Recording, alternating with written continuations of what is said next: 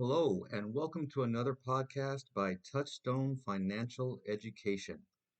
My name is Elliot Cox, and I can be found on LinkedIn and, of course, through these podcasts and our website at touchstonefinancialeducation.com. And by the way, on the website, there is a market update page that we've added a few months ago just to kind of keep you abreast of what we're doing between the podcasts. And there's also a suggestion page that you guys can look at. And if you have any ideas, questions, something you'd like to hear, please let us know. We love to incorporate what our listeners would like into the information we provide. We really enjoy putting this stuff out. So, for those of you who are regular listeners to the podcast, please engage. We'd love to hear from you. With that being said, today we are going to continue our discussion on options. Now, for those of you who listened to the last podcast, know that we started with a very macro view of what options are. And I'm going to review real quickly. An option is just a contract that allows you to buy or sell a stock with a certain price. We call that a strike price within a certain time frame. We call that duration. And when that duration or that time period is over, it's called an expiration. So price of the underlying stock, the strike price on the contract, and the expiration date are extremely important in what we're talking about today. And last time, again, with the macro overview, I know it was a lot in about 15, 20 minutes, so I'm going to break that down. And today we're going to focus specifically on the call side of options contracts. Now, remember, options are made up of two types of contracts, calls and puts. Puts will be next time, guys. I'm doing three on options, and that's about all I can handle without providing some visuals. So please bear with us as we walk through this. And for those of you who've listened to me before, I've said this. If you can, log into your investment platform and you can follow along because I'm going to direct you to a couple of places. Doesn't matter who you use. Schwab, TD Ameritrade, E-Trade, Interactive Brokers. This type of trading isn't necessarily conducive to a Fidelity or a Vanguard.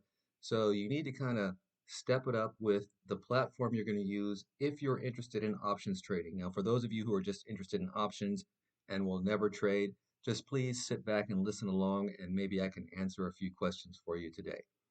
So, on the call side of options, that's it.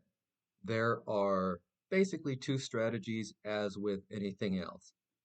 You're a bull or you are a bear. Stated another way, you are going long or you are going short in the market. And there are strategies around both. And I bring it up that way today because in the last 2 weeks or so, the markets have been extremely volatile, especially since Silicon Valley Bank was shut down by regulators, the Friday before last. Okay. And this lent to the volatility in the market since then. But here's the thing, ladies and gentlemen, even though the markets have been extremely volatile, and just to give you a real-time example, yesterday the market was down 500 points. As I record this today, the market's up about 400 points. And overall, year to date, the S&P 500 is up about 4.5%, and the NASDAQ 100, which is a tech-heavy index, is up almost 19% as I record this. So even though your fourth quarter statement might have looked ugly, or for those of you who have brokerage taxable investing accounts you're watching on a regular basis, you should have seen a nice bump up in some of your more broad-based investments. But we're going to use these calls to enhance that performance. And I'm going to start with the bullish strategy, the most basic bullish strategy behind calls. Okay, and here's how it works. If we like a stock, and let's just take First Republic. I know you're saying, oh, that's crazy, but if you think about it, since that Friday when Silicon Valley Bank was shut down, then that following week, First Republic Bank stock tumbled. You could have made money on the way down and you could have made money on the way back. I'll tell you what, a couple days ago was the best day First Republic Bank stock had ever. It was up 30%. So when I say the volatility lends itself to options trading, you're going to understand why. So, as a bull, and we're going to buy a call, remember, it's a contract that allows us to buy a stock within a certain period of time at a certain price. Okay, that's it, right? And the reason we might use, well, one of the many reasons, if you will, that we might use a call option is maybe because we don't have enough money to buy 100 shares. And if you remember from the last podcast, every contract is 100 shares. It's one round lot. Okay, so maybe you don't have the money, or maybe you're not ready to commit the money yet.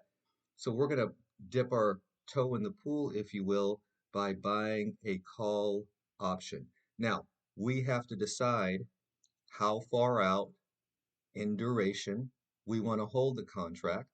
Okay, we also have to decide what the strike price is going to be. And we do that by logging into our platform. Again, lends itself to more to Schwab, TD Ameritrade, E-Trade, Interactive Brokers, and some smaller players as well, because we need the analytics. And specifically, once we log in, we're going to go to our options chain screen.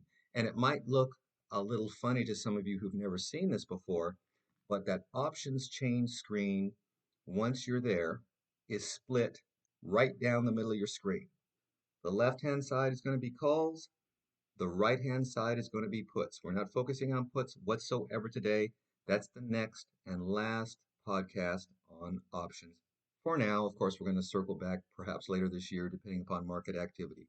But today we are focusing on the left side of the screen, the calls. And what you'll notice is that there are two shades, whether it's a light blue or a gray or a green, whatever your platform provides. The colors represent where that options contract is relative to its price, the strike price. Remember that. And I'm going to give you an example. Let's say we have a stock that's trading at $3 a share, and we think it's going to go higher. We like what we see today after the Fed meeting yesterday. We're bullish on the market. So we think the stock is going to go up from here, and I think it's going to do it in a couple of months. So if we see a stock at $3 a share, and let's say, I don't know, we think it's going to go to $4 a share. Well, I can go to my options chain screen on my platform and look for options contracts that may be trading, let's say, between $3.50 and $4 per share on the strike.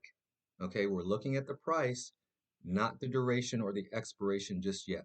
We're looking at the price. And so let's say we find a contract we like that allows us to buy this $3 stock at $3.50. Well, $3 to $3.50 is kind of a long way away for a penny stock or a stock trading below $5 a share.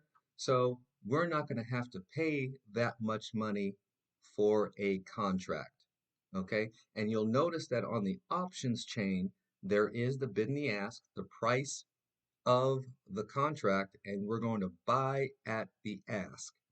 Okay, so let's say that these contracts are trading at 10 cents per contract. We're bullish, all right? Now we have to figure out how far out do we want to go. This is not a buy and hold strategy. This is a trading opportunity. This is relatively quick money. So let's go out maybe, 6 weeks to 2 months. And this is the end of March. So let's say we're going to go out to, I don't know, the first week of June, let's say. All right. The further we go out, the further away from the current stock price of $3 a share our contract is, the less expensive the contract is. And let's say we were right. And let's say over the next 3 or 4 weeks, the markets do take off and we are going to see an increase in value in the contract we purchased. Great. Now, does the contract price correlate to the price of the underlying stock? For the most part, yes. Is it a one-to-one move? No, it is not. I have never met anybody in all of my years of being involved in investing who can reasonably predict the price action or the movement of the options contract relative to the price of the stock. We just know it's going to go up. Okay. So we bought a contract, or let's say a handful of contracts, we bought 10, right? 10 cents a share. So we spent $1 on 10 contracts. Now the stock goes from, let's say, $3 up to 3.45. Now remember, our strike price is 3.50. Okay, so we're not quite there yet. We couldn't exercise the contract, but guess what? The value or the price of the contract has gone up correspondingly. Okay, so as options traders, you're not maybe interested in acquiring the underlying stock. You just want to go ahead and sell that contract, so you just made a little money. Maybe it took you 3 weeks, 4 weeks, 5 weeks, whatever. Remember, we went out to the first week of June on our expiration. But I have to add an asterisk here, a little caveat. Options contracts expire not in the first week of the month, usually. It's the third Friday of the month. Technically, it's the third Thursday of the month, but then the next day people settle up their trades, whatever. So we'll just call that the third Friday of the month. Okay. We made some money. We went in, we saw a stock we liked at $3 a share, weren't ready to commit to buying the stock outright.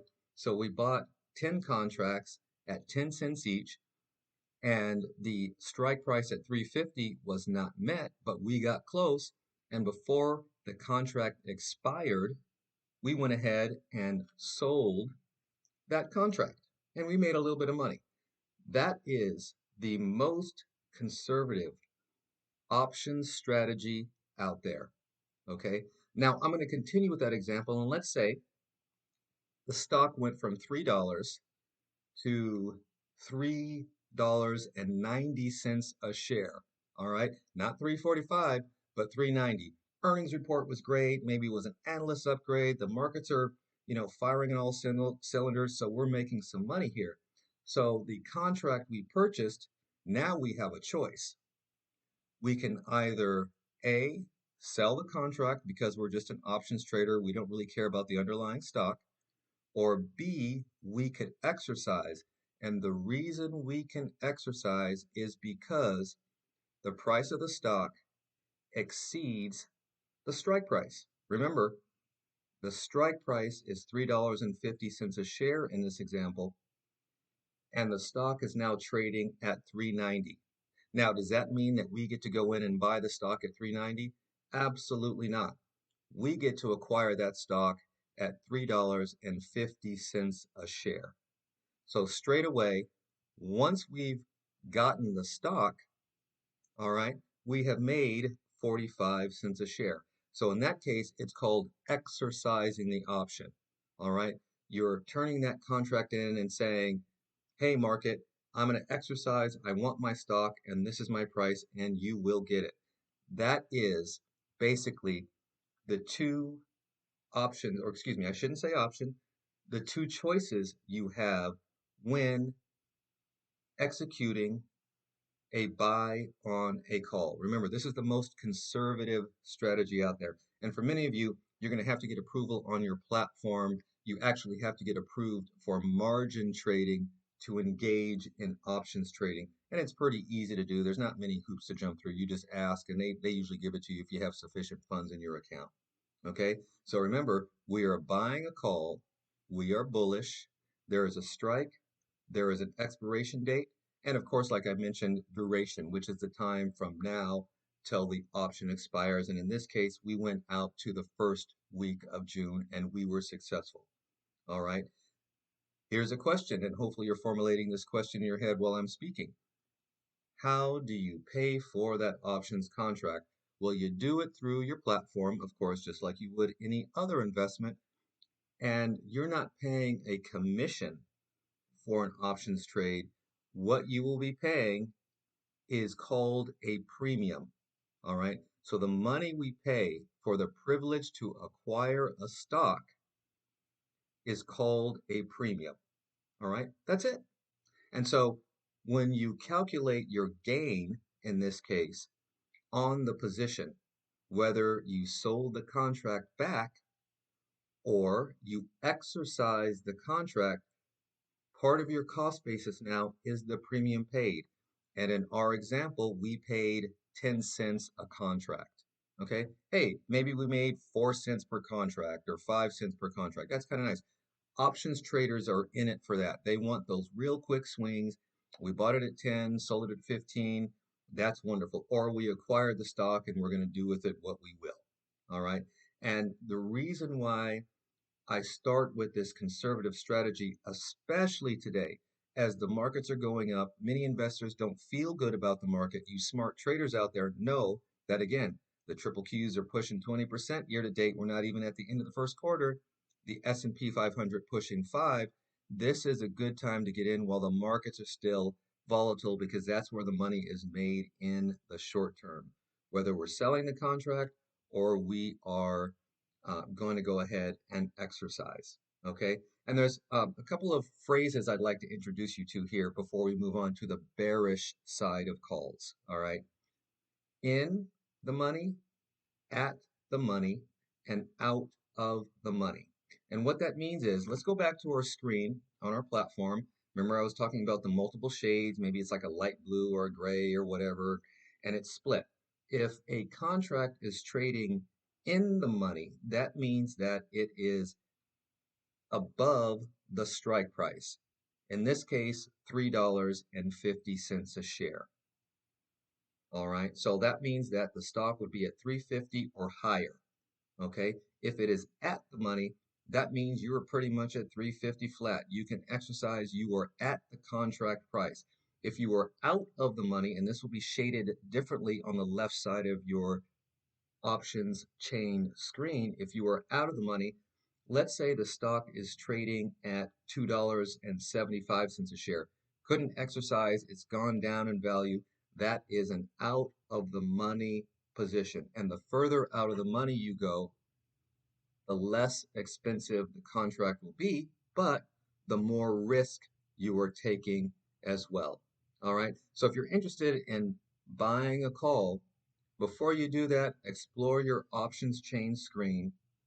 Watch the underlying stock because you still need to know what's going on. Oh, and by the way, this type of trading is excellent for tech stocks, especially right now as tech is moving and grooving once again, ladies and gentlemen. So check it out. Put together a watch list perhaps in and around some options or stocks rather that you would be interested in buying a call on and see what happens. Try your hand at it. You know, like I said, many of these options, especially on tech stocks, small tech stocks, they are not that expensive, so you won't go broke trying this if you decide to jump in with a little bit of money. Okay, now let's switch gears a little bit. We just described the most basic bullish strategy around calls. Now I'm going to go to bearish strategies around calls. And this is going to be quick because most people don't do this. You have to get approval to write calls or sell calls. And writing calls, by the way, is not RIDING, it's WRITING. I am writing a contract. Okay. So basically, you own the underlying stock. Let's say Silicon Valley Bank. All right. You own a couple of hundred shares and you want to get rid of it. Well, instead of maybe just selling it, you're scared and taking a loss, you might be able to write a call or sell a call. And what that means is you are giving the right to someone out there in the investing community the right to buy Silicon Valley Bank stock from you at a certain price within a certain time frame. So you see here, strike price and expiration are still extremely important. All right. So why would we do that? Well, you know what? Again, maybe we're scared, we want to get out, or maybe we've held the stock for a really long time. We've got a lot of profit built into it. And by the way, we need to own at least one round lot to write a contract. But here's how this works. You go into your options chain screen, okay, and you're going to look to see the bid price. Okay, that bid price, remember the bid and the ask now, the bid price is what you're going to receive as money, as payment, and we call that a premium. Okay, This is what you're going to receive when giving someone the privilege to buy your stock at a certain price in a certain time frame. Now, once you do that, your investment platform is going to separate the stocks you wrote against, or wrote for the contract, rather. It's called hypothecation, not to bore you to death with a $10 word. Excuse me, but that's what it's called. So the company will set aside the stock. You can't do anything with it while the contract is in play, right? Um, it hasn't expired yet. So let's use an example. Let's take our $3 stock and let's say we've held it for, since 2019. All right. And we did actually make some money because that $3 stock, maybe we bought it at $1.90. We're ready to let it go. All right. We got some long-term capital gains, but you know what? We're going to go ahead and maybe make a little extra cash before we sell it. So what we're going to do is give somebody that right to buy it, same price, blah, blah, blah, all that good stuff that I've said like 5 times so far.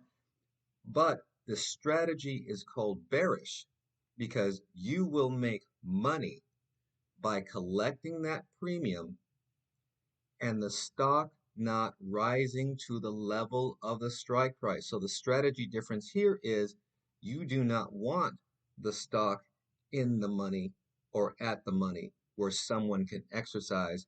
You want to write that contract, collect that premium, while the stock stays out of the money until expiration. So let's use our example again of 10 cents per contract. We've got at least 100 shares, right? One round lot. We're going to sell that one contract. And let's say we collect 8 cents on the contract, whatever, that's the bid. Okay, we keep the 8 cents as long as we want. It's our money. It's not like we're selling it, giving anything back.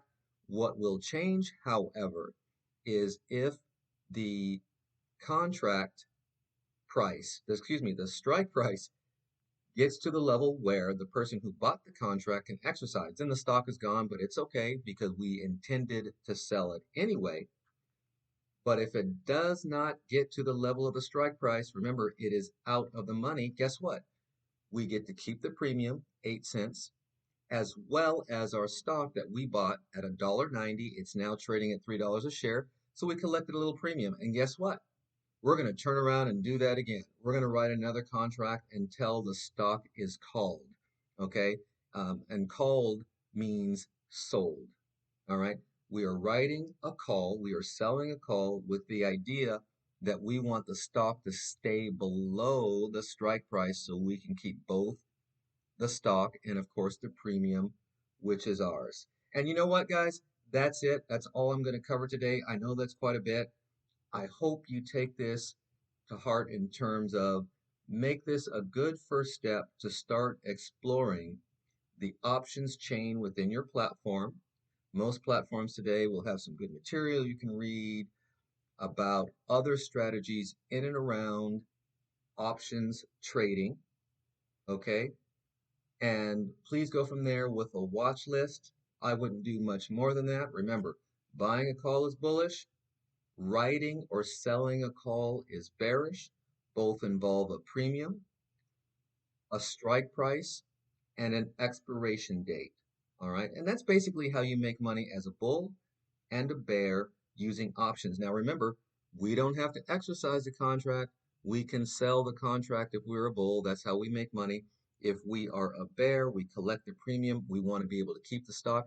That is the ideal scenario around writing calls. And by the way, for those of you who are interested in options but don't have time to trade options, there are some alternatives out there. Guess what? They're called leveraged ETFs.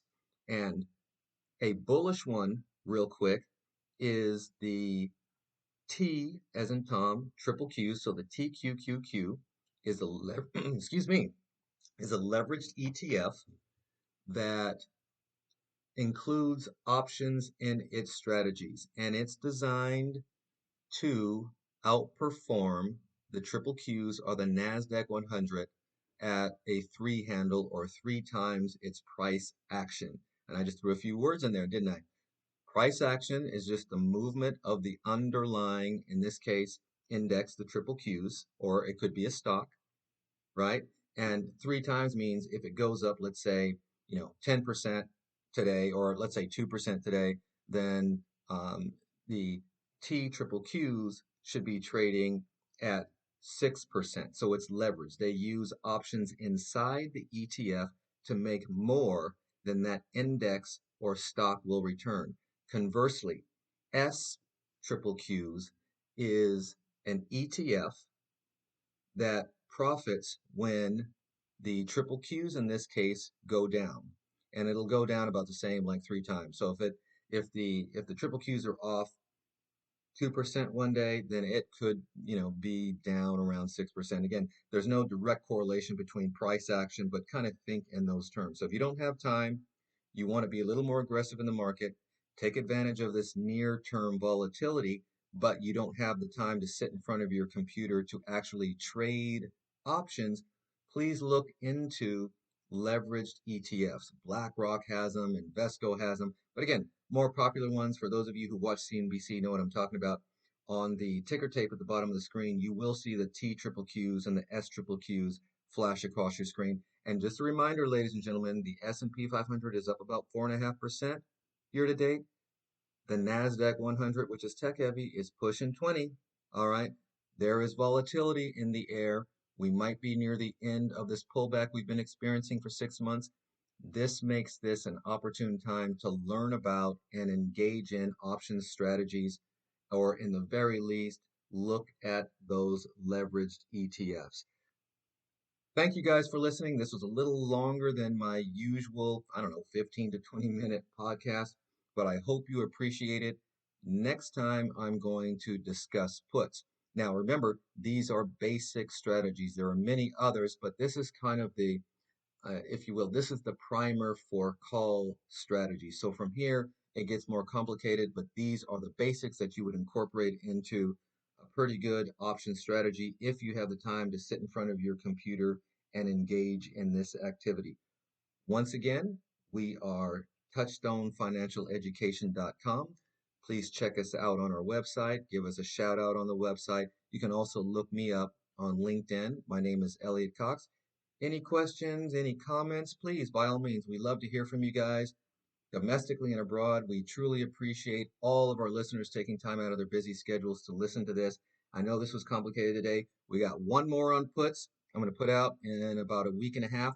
And I'll tell you, please check the market update going into the weekend, because what I discussed today, I will include on the website in the market updates. You guys have a great day, and thanks for listening once again.